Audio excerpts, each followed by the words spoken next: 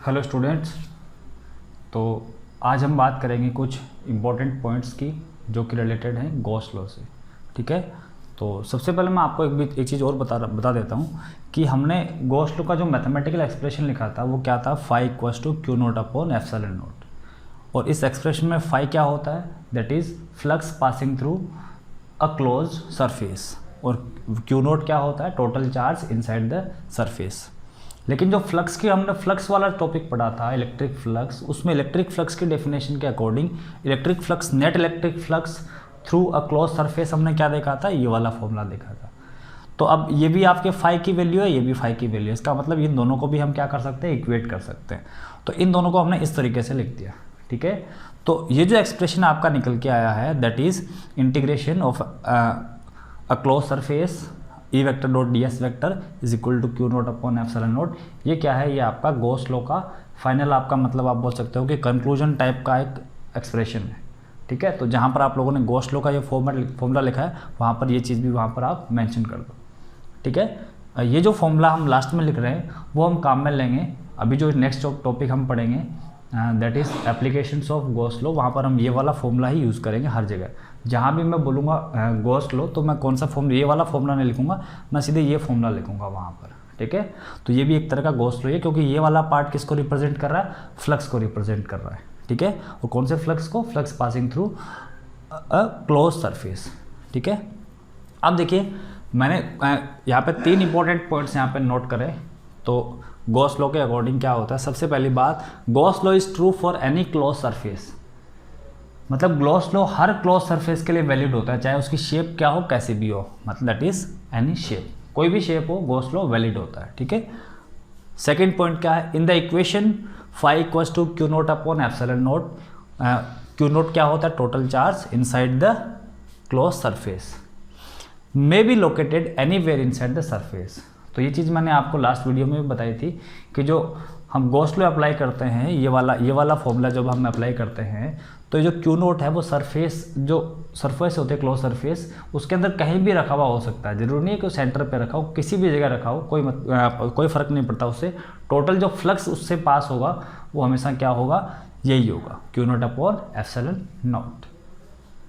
Third point देखिए, third point क्या है, in the situation shown below. ये आपको सिचुएशन दे रखी है यहाँ पर, ये एक सरफेस है क्लोज सरफेस, Q1 चार्ज इसके अंदर है, Q2 चार्ज आउटसाइड है। ठीक है, तो अगर हम बात करें, मान लो कि इस गॉसियन, ये जो सरफेस यहाँ पर हमने बनाई है क्लोज सरफेस, इससे कितना फ्लक्स पास हो रहा होगा, तो हमारा आंसर होगा according to Gauss law, answer will be q naught upon epsilon naught, total flux passing through this surface due to charge Q1, क्योंकि चार्ज किस जो फ्लक्स लेते हैं उसमें टोटल, यहाँ पे जो चार्ज आता है वो क्या आता है, total charge inside the surface. इस फ्लक्स के अंदर इस Q2 का कोई काम नहीं होता। क्यों, क्योंकि Q2 का जो फ्लक्स होगा वो यहाँ से एंटर करेगा और यहाँ से एग्जिट हो जाएगा। तो जितना एंटर करेगा उतना ही क्या हो जाएगा, एग्जिट हो जाएगा। जितना माइनस में होगा उतना ही प्लस में होगा, तो वैल्यू क्या हो जाएगी, 0। मतलब ये नेट फ्लक्स में पार्टिसिपेट नहीं करेगा। तो नेट फ्लक्स किसकी वजह से आएगा, Q1 की वजह से आएगा। तो अगर हम इस एक्सप्रेशन की बात करें, ये एक्सप्रेशन मैं आपको यहाँ पर समझाने वाला हूँ। देखो यहाँ पर अगर हम बात करें किसी भी पॉइंट के बारे में, सपोज इस पॉइंट के बारे में मैं बात कर रहा हूँ, इस पॉइंट के बारे में बात कर रहा हूँ, या सरफेस पे कहीं भी इलेक्ट्रिक फील्ड की मैं अगर बात करूँ, तो किस गॉसियन सरफेस के ऊपर किसी भी पॉइंट पर जो इलेक्ट्रिक फील्ड होगा वो इस Q1 की वजह से भी होगा और Q2 की वजह से भी होगा। इस बात का ख्याल रखना, यहाँ पर इलेक्ट्रिक फील्ड इसकी वजह से भी आएगा और इसकी वजह से भी आएगा। तो यहाँ पर 2 इलेक्ट्रिक फील्ड होंगे, due to this charge and due to this charge. But अगर बात करें इसकी, मतलब पूरी सरफेस पर इलेक्ट्रिक फील्ड दोनों चार्ज की वजह से होगा, क्योंकि इलेक्ट्रिक फील्ड में तो पार्टिसिपेट करेगा ही करेगा ये, लेकिन टोटल फ्लक्स जो इससे पास हो रहा है वो खाली इसी चार्ज की वजह से होगा। ठीक है, तो अगर मान लो हम ऐसा कोई क्वेश्चन आपको दे दिया और ये एक्सप्रेशन आप यूज़ कर रहे हो वहाँ पर, तो ये जो ई वेक्टर आएगा, ई आएगा, वो खाली इसका आएगा, खाली इसका ई लेना है इस पॉइंट पे। ठीक है, तो मतलब ओनली इसका आएगा। लेकिन अगर नेट इलेक्ट्रिक फील्ड यहाँ पर पूछा जाए तो वह इन दोनों का होगा। ठीक है, तो ये चीज़ ध्यान रखना। तो यहाँ पर लिखा क्या है, in the situation shown below total flux through the close surface will be due to Q1 only. Total flux इससे निकलने वाला क्या होगा, ड्यू टू Q1 ओनली होगा। But at any point on the surface net electric field will be due to both Q1 and Q2। ठीक है, तो ये अपने कुछ इंपॉर्टेंट पॉइंट्स थे। तो अब हम बात करेंगे गॉस लॉ के एप्लीकेशंस की। हाँ, तो students applications of Gauss law की अगर हम बात करें तो मतलब क्या काम में आता है गॉस लॉ, लेकिन उससे पहले हम बात करेंगे कि गॉस लॉ को हम कैसे अप्लाई करेंगे। ठीक है, एप्लीकेशंस तो ये होती है कि कुछ एक मान लो कॉम्प्लेक्स स्ट्रक्चर जो होती हैं, शेप होती हैं, उनसे हम इलेक्ट्रिक फील्ड हम कैसे निकाल सकते हैं, उसके लिए हम क्या अप्लाई करते हैं, गॉस लॉ अप्लाई करते हैं। ठीक है, लेकिन गॉस लॉ अप्लाई करने के कुछ एक स्टेप्स होती हैं, तो वो मैंने यहाँ पे बोर्ड पे मेंशन करी हैं कि आप किस तरीके से गॉस लॉ को अप्लाई करोगे। ठीक है, तो सबसे पहले देखते हैं कि क्या करना क्या है आप लोगों को। तो how to apply Gauss law, step 1। सबसे पहली बात यह है कि सबसे पहले आपको चूज़ करना होगा, एक क्लोज सरफेस चूज़ करनी होगी। It means choose a suitable closed surface, और क्लोज सरफेस को हम क्या बोलते हैं, गॉसियन सरफेस बोलते हैं। ठीक है, मतलब क्लोज सरफेस तो आपको पता ही है, लेकिन बात यह है कि भाई गॉस लॉ में अप्लाई कर रहे हैं, तब जब हम क्लोज सरफेस हम ड्रॉ करते हैं या एज्यूम करते हैं, कंसिडर करते हैं जो भी है, तो उसको हम क्या बोल देंगे, उसको बोल देंगे गॉसियन सरफेस। ठीक है, तो गॉसियन सरफेस क्या होती है, क्लोज सरफेस होती है। जब हम ये हम कब ड्रॉ करते हैं, जब हम गॉस लॉ अप्लाई करते हैं, जब जो अपन क्लोज सरफेस ड्रॉ करेंगे उसको हम क्या बोलेंगे, गॉसियन सरफेस बोलेंगे।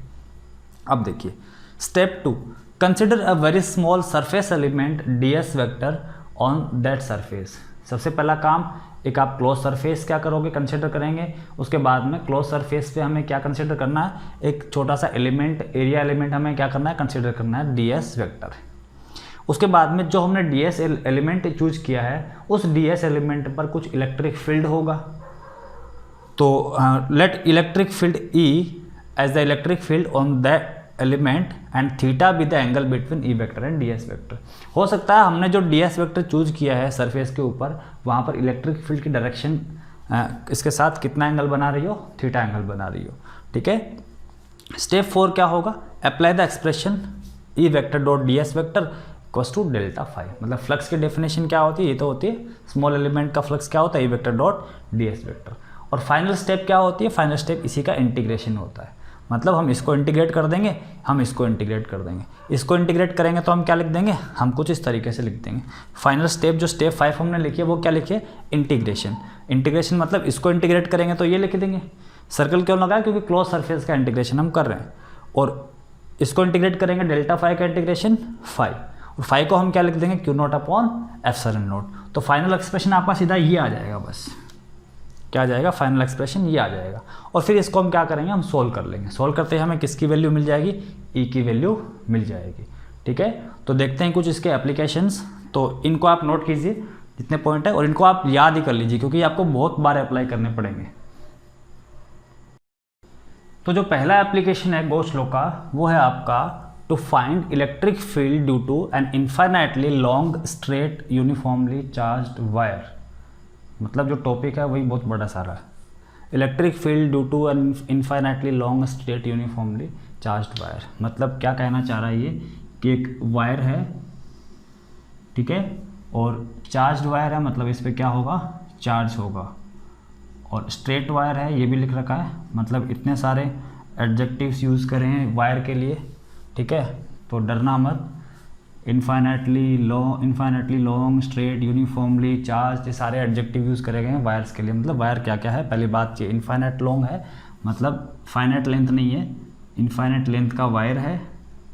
दूसरी बात चार्ज है, ये कैसे चार्ज है, यूनिफॉर्मली चार्ज है, और स्ट्रेट है, और लॉन्ग है। ठीक है, तो इतने सारे एडजेक्टिव एडवर्ब यूज़ करें यहाँ पर, तो उसी से क्या होगा, स्ट्रेट आपका जो टॉपिक है वो थोड़ा बड़ा लग गया होगा आपको।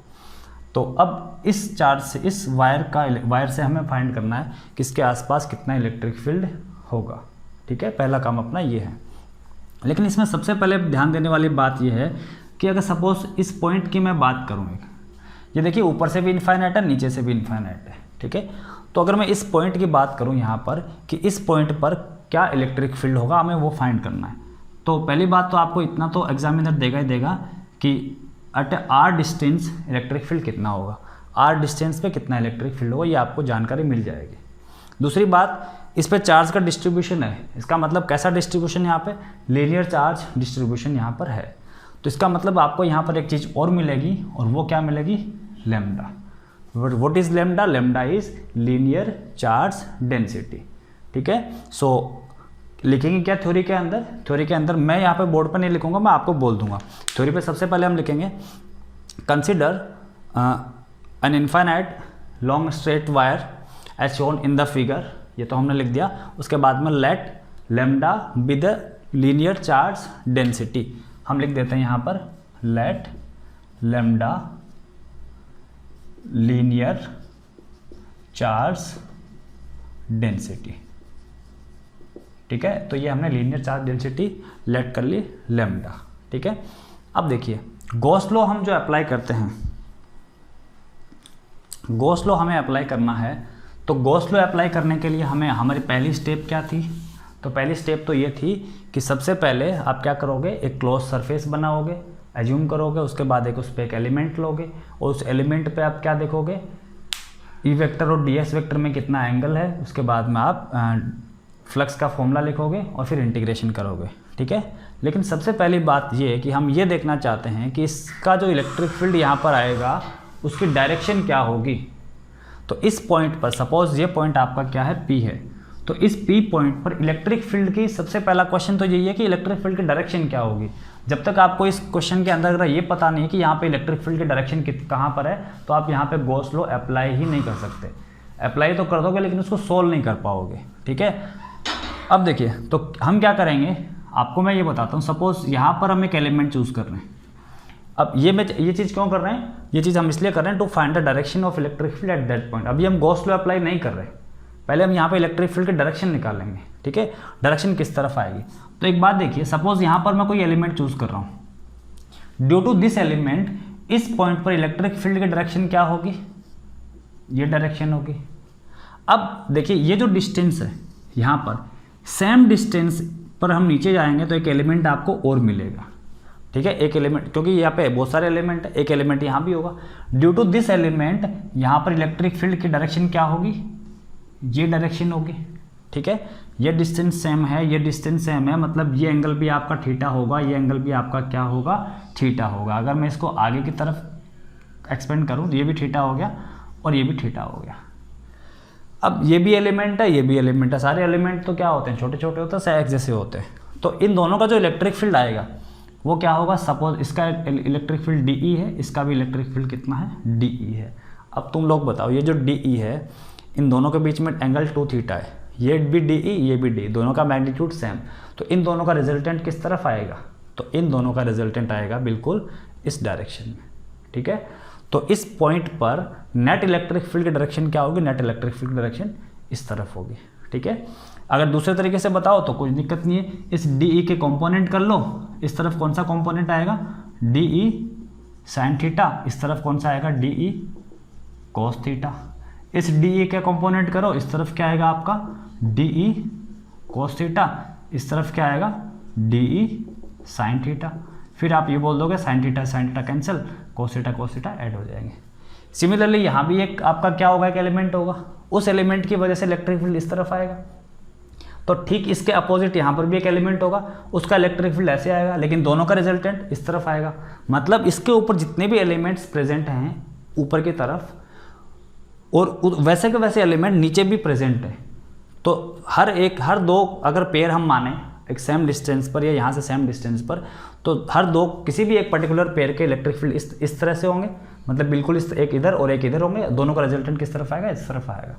तो अभी हम गॉस लॉ अप्लाई नहीं कर रहे, हमने बस इतना देखा है कि वायर के यहाँ पर इस जगह पर, या वायर जो ये वायर हो गया, इसके चारों तरफ का जो एरिया है वहाँ पर इलेक्ट्रिक फील्ड की डायरेक्शन क्या होगी, ऐसे होगी, इस तरफ परपेंडिकुलर। अगर ये वायर है तो इस पॉइंट पर इलेक्ट्रिक फील्ड किधर होगा, इस तरफ होगा, इस पॉइंट पर किधर होगा, इस तरफ होगा, इस पॉइंट पर किधर होगा, इस तरफ होगा, इस पॉइंट पर किधर होगा, इस तरफ होगा। ठीक है, तो ये था डायरेक्शन। ठीक है, इलेक्ट्रिक फील्ड की डायरेक्शन क्या होगी। तो स्टूडेंट्स अब हम करेंगे डेरिवेशन। तो डेरिवेशन में हम क्या करेंगे, सबसे पहले हमने डायग्राम ड्रॉ करना है। डायग्राम में चलो ये आपका क्या हो गया, इनफाइनाइट लॉन्ग वायर हो गया, इसके ऊपर चार्ज प्रेजेंट है, सपोज इस तरीके से यूनिफॉर्मली और lambda is the charge density. ठीक है, सबसे पहले हम क्या करेंगे, हम इन्फाइनाइट की बात नहीं करेंगे, हम एक एल लेंथ का यही सेक्शन कंसिडर करेंगे। इस वायर का एल लेंथ का सेक्शन हम कंसिडर करने वाले हैं। अब अगर हम इसमें गॉस लॉ अप्लाई करेंगे, तो गॉस लॉ कैसे अप्लाई करते हैं, पहली स्टेप क्या होती है, गॉसियन सरफेस हम ड्रॉ करते हैं। तो गॉसियन सरफेस यहाँ पर कैसे ड्रॉ करेंगे, तो गॉसियन सरफेस हम कैसे ड्रॉ करेंगे, यहाँ पे गॉसियन सरफेस यहाँ पर हम ड्रॉ करते हैं सिलेंड्रिकल। ठीक है, गॉसियन सरफेस जितनी सिमेट्रिकल हो उतना ही आपके लिए क्या हो जाता है, इसको अप्लाई करना इजी हो जाता है। वैसे गॉसियन सरफेस का आप कैसी भी ड्रॉ कर सकते हो, ठीक है, लेकिन अगर आपने ऊट पटांग ड्रॉ कर ली तो उसको आप इंटीग्रेट नहीं कर पाओगे, उसका आप एरिया ही नहीं निकाल पाओगे। ऐसे ही आप चूज करोगे जिसका आप एरिया निकाल पाओ आसानी से। ठीक है, अब देखिए हमने एक गॉसियन सरफेस एज्यूम करी है जो कैसी है, सिलेंड्रिकल है। ठीक है, सिलेंड्रिकल गॉसियन सरफेस है। अब सपोज अगर मैं आपसे ये पूछूं कि इस गॉसियन सरफेस से किसी इस जो वायर है उससे ये पॉइंट है सपोज r डिस्टेंस पे, गॉसियन सरफेस की रेडियस क्या है, r है। ठीक है, तो हम सबसे पहले क्या लिखेंगे, सबसे पहले हम लिखेंगे consider a cylindrical Gaussian surface of radius r। ठीक है, ये हो गया आपका। उसके बाद में नाउ लेट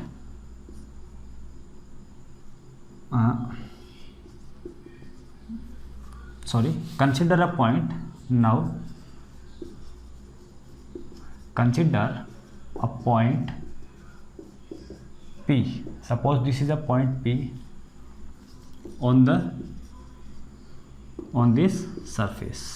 ठीक है, इस सरफेस पे हमने क्या कंसिडर कर लिया, एक पॉइंट हमने कंसिडर कर लिया P, और इस पे हमें क्या निकालना है, इलेक्ट्रिक फील्ड निकालना है। मतलब क्वेश्चन क्या है, क्वेश्चन है find the electric field due to this wire at a distance of r। तो r डिस्टेंस में हमें इलेक्ट्रिक फील्ड निकालना है। तो गॉसियन सरफेस जो बनाएंगे वो कहाँ कैसे बनाएंगे कि वो P से पास हो। ठीक है, तो गॉसियन सरफेस हमने बना दी यहाँ पर। अब क्या करना है, अब हमें गॉस लॉ अप्लाई करना है। ठीक है, तो यहाँ पर देखिए according to Gauss law, according to Gauss law क्या होता है, नेट फ्लक्स, जो नेट फ्लक्स होता है वो किसके इक्वल होता है, वो होता है नेट चार्ज इनसाइड, है ना, inside the surface upon epsilon naught. ठीक है, net charge inside the surface पूरा लिख लेना इसको, अपॉन ई नॉट। तो हमें क्या करना, हमें निकालना है नेट इलेक्ट्रिक फ्लक्स।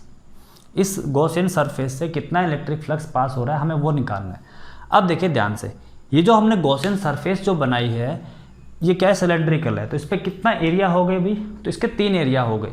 एक एरिया तो क्या है, बिल्कुल ऊपर वाला एरिया है, एक एरिया नीचे वाला है, और एक इसका कर्व्ड एरिया है। ठीक है, तो हमने थोड़ी देर पहले पढ़ा था कि इलेक्ट्रिक फील्ड की डायरेक्शन क्या होती है, ये डायरेक्शन होती है। यहाँ पर कैसी डायरेक्शन होगी, इस तरफ, यहाँ पर कैसी होगी, इस तरफ, यहाँ पर कैसी होगी, इस तरफ होगी।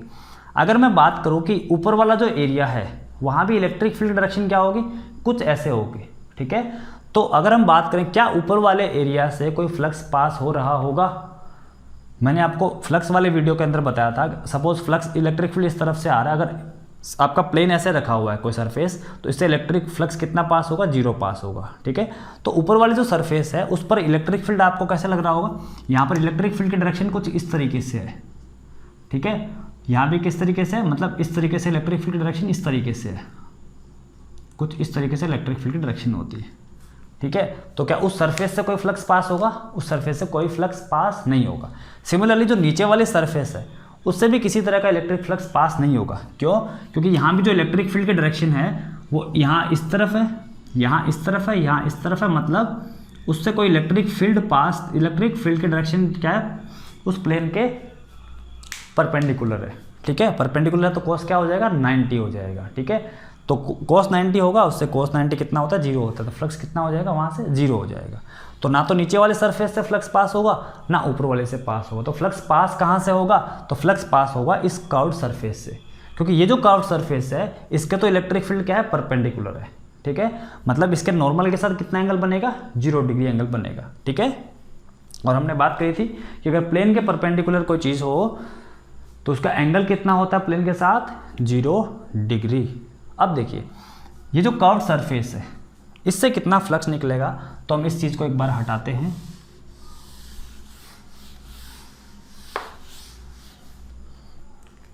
यहां पर हम बोलेंगे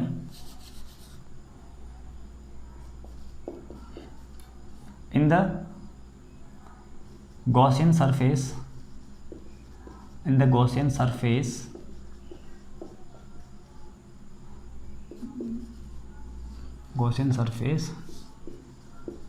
there will be no flux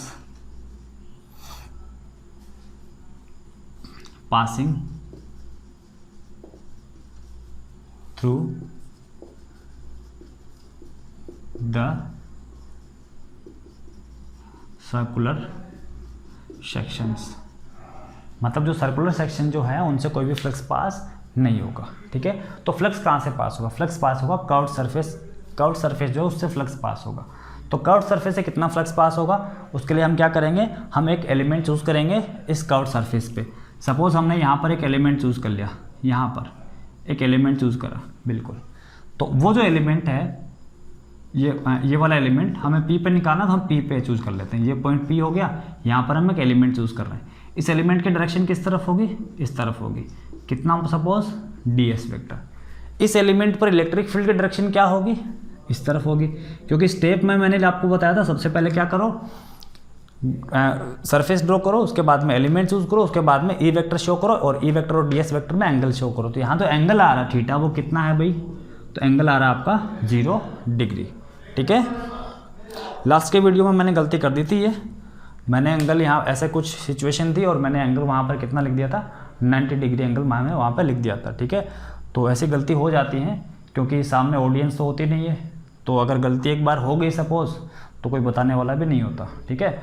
exam अगर क्लास के अंदर तो क्या होता है कि कोई कहीं गलती हो गई तो स्टूडेंट्स बता देते हैं कि सर आपने गलत लिख दिया, तो उस बात को आप लोगों ने समझ लिया होगा अच्छे से। अब देखिए इसमें एंगल आ गया ये। अब इस एलिमेंट से हमें क्या निकाला, हमें निकाला नेट फ्लक्स निकालना है। तो हम क्या करेंगे, consider a small element ds vector on the curved surface, कहाँ पे, कर्व्ड सरफेस से, ठीक है। अब उसके बाद में फ्लक्स पासिंग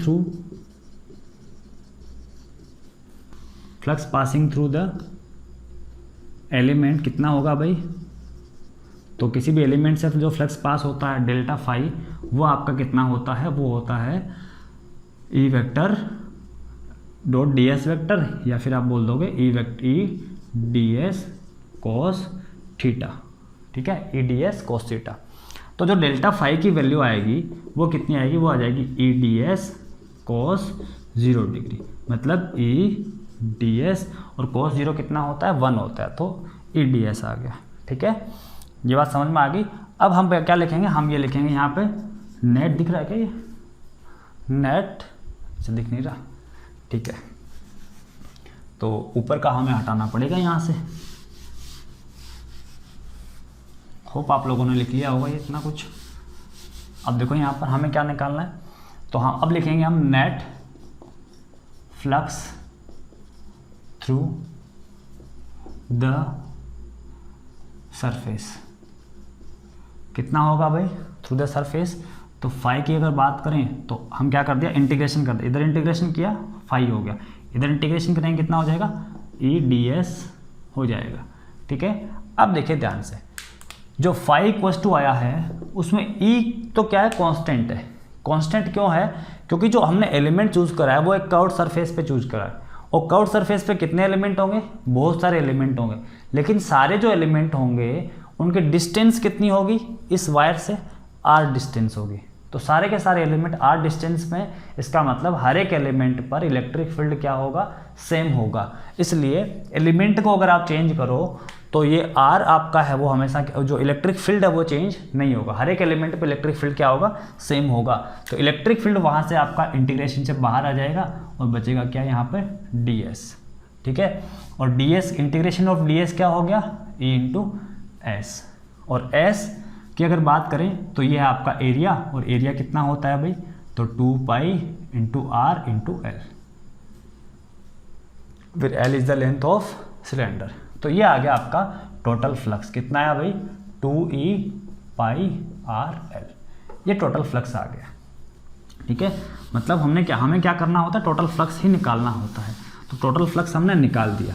अब क्या करेंगे, अब टोटल फ्लक्स किसके इक्वल होता है, तो नाउ टोटल फ्लक्स आपका होता है phi equals to q naught upon epsilon naught, ठीक है, अकॉर्डिंग टू गॉस लॉ।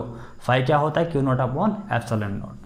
तो अब देखिए ये फाई कितना आ गया, 2E pi r l equals to q naught. इस गॉसियन सरफेस के अंदर कितना चार्ज है भाई, तो उतना ही चार्ज है जितना यहाँ इसके अंदर इस वायर के ऊपर चार्ज है। तो वायर पे हमें क्या दे रखा है, हमें लेमडा दे रखा है, लेंथ कितनी L, तो चार्ज कितना हो जाएगा, चार्ज हो जाएगा आपका लेमडा इंटू एल, ठीक है ना। ये चीज़ मैंने समझा दी थी आपको, टोटल चार्ज कैसे निकालते हैं, अपॉन एप्सिलॉन नॉट।